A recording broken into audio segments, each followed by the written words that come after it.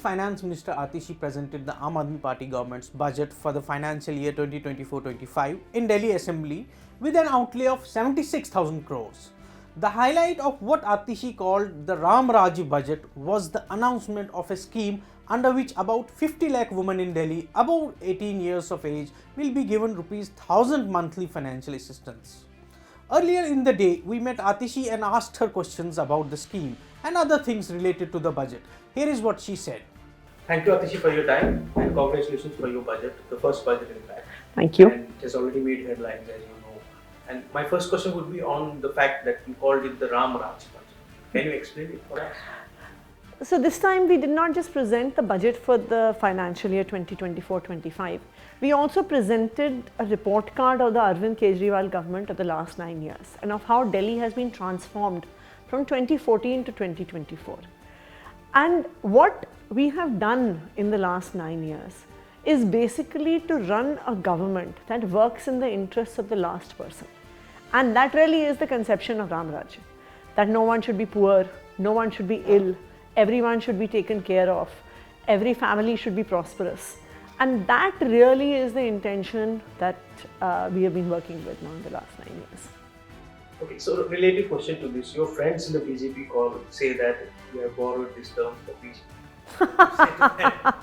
See, the thing is, the BJP only thinks of Lord Ram at the time of elections.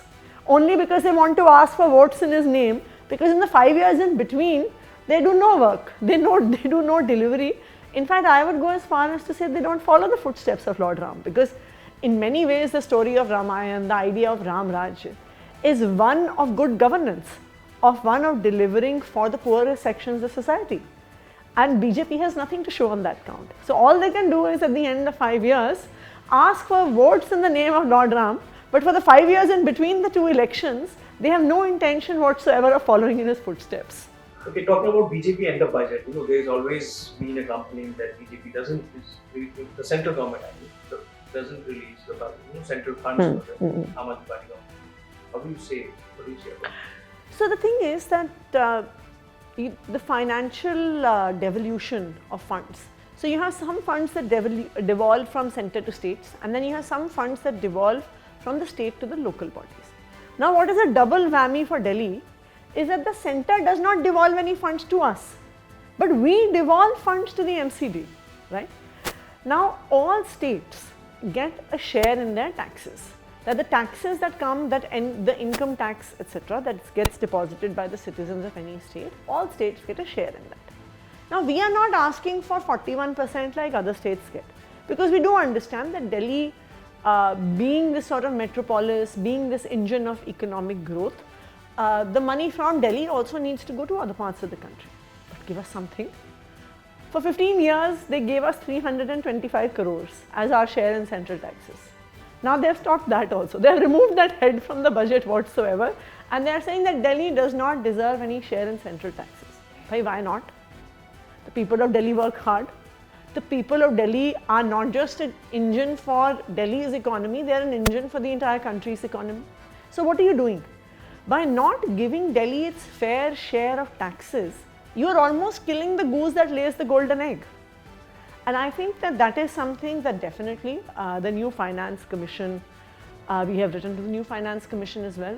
The Chief Minister, Mr. Arvind Kejriwal, has written, our department has repeatedly written to the Finance Commission that Delhi needs to get its share in central taxes. Okay, so day before yesterday in the budget, there was a very important thing that you announced, which is 1,000 rupees per woman. There are around 60 lakh women voters in Delhi. Yes. What is the rationale behind this? So if you were to see Delhi government's policies in the last 9 years, a lot of them have been very women oriented in many ways. One, of course, are the direct benefits to women in terms of the free bus rides that we give women and the kind of increase in mobility they have given women. When this was first launched in 1920, I think every year about 19 crore women were travelling every year with that pink ticket. That number has now gone up to 40 crores per year. It means that the number of women who are stepping out of their homes and participating in the workforce or participating in some leisure activities or spending money in the economy has increased so much. But not just this, even in terms of the policy priorities of the government. The number of girls continues to be greater than boys in government schools. The patients in Mohalla clinics even today are 80% women. The women, the elderly going to Tirth Yatra, almost 90% of them are women. See, because when you give free services, that is the first time women actually begin to access services. Otherwise, women's needs and requirements are really put at the end of the line by families, by a society as a whole. But the thing is that real empowerment or real decision-making power even within your household comes by having money in your pocket. See, the reality of Indian society is such that even till today, we might be living in the 21st century, but even for a small expenditure, there is some man or the other in her life whom the woman has to ask before she can spend that money. That could be her husband. If she's younger, then that could be her father. If she's elderly, then that could be her son. So what the Arvind Kejriwal government is saying, we are going to give that money directly in the woman's bank account. She can spend it as she wishes. She does not need to ask it. The sense of empowerment that this brings to women, I think, is unimaginable for people like us who are financially independent, who don't have to think about every penny that we have to spend, who are not shackled by someone else's permission, number one. Number two, research has also shown that across the world, and this is not just in India, that when money goes into women's hands, it gets spent for the betterment of the family. So they are buying their children more nutritious food, they are spending on their children's education, books, and they are spending money maybe to repay debt, they are buying appliances to improve the quality of life of the household. So this money is all going back into the economy, right? This is bringing liquidity to the economy. This is really creating or spurring demand that can actually lead to economic growth. Okay, so talking about this scheme, there's again that criticism coming from none other than friends. He calls these schemes aggravaries. We know that there are Labharti schemes also in this round. So how do you manage the money for this scheme? As your budget say 2,000 crore in this how do you manage the money? Where will the money come? See, if you see Aam Aadmi Party's track record for 9 years, right? I told you we don't get any money from the centre, right? We devolve money from our own revenue to MCD. Despite that, for the last 9 years, we have been giving free electricity, free water, free bus rides to women, high quality free education in schools, free high quality healthcare.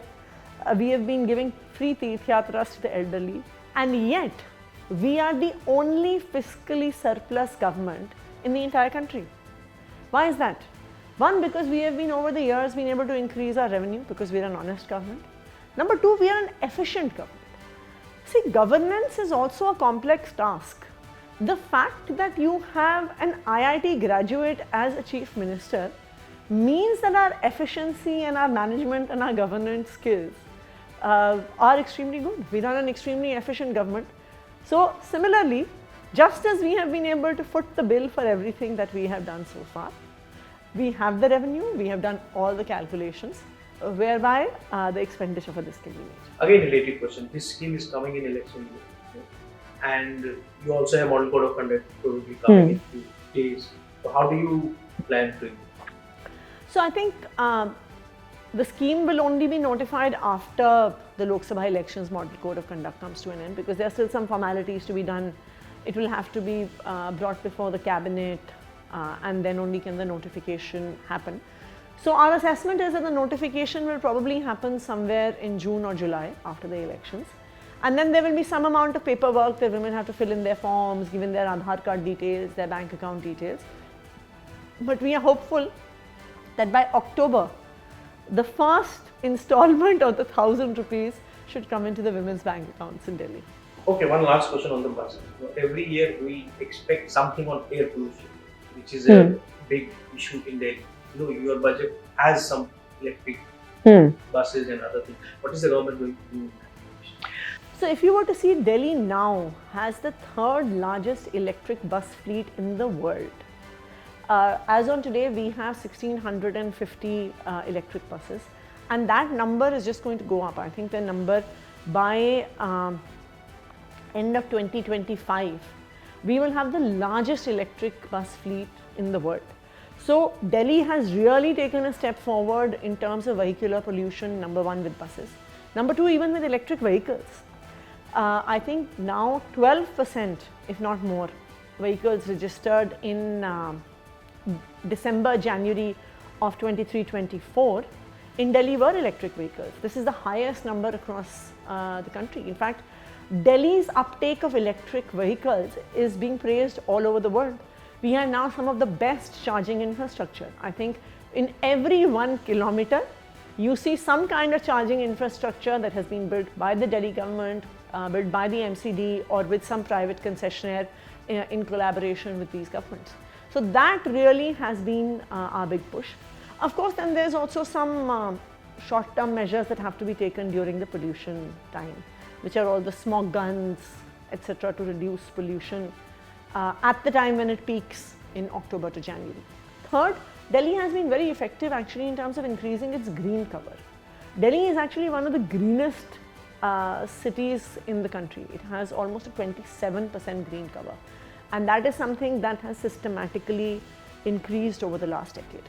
Okay, I'll end with this question. Is it an election budget? If you have good policies, why should people not vote for you? Right? The Aam Aadmi Party has always asked people to vote based on the work we have done. Arvind Kejriwal became Chief Minister in 2015.